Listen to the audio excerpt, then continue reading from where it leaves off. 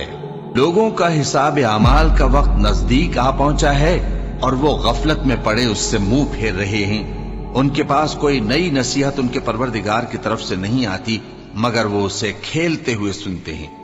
ان کے دل غفلت میں پڑے ہوئے ہیں اور ظالم لوگ آپس میں چپ کے باتیں کرتے ہیں کہ یہ شخص کچھ بھی نہیں مگر تمہارے جیسا آدمی ہے، تو تم آنکھوں دیکھے جادو کی لپیٹ میں کیوں آتے ہو؟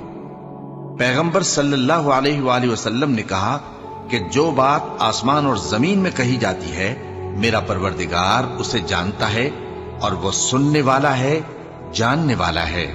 بلکہ ظالم کہنے لگے کہ یہ قرآن پریشان باتیں ہیں جو خواب میں دیکھ لی ہیں۔ نہیں، بلکہ اس نے اس کو اپنی طرف سے بنا لیا ہے۔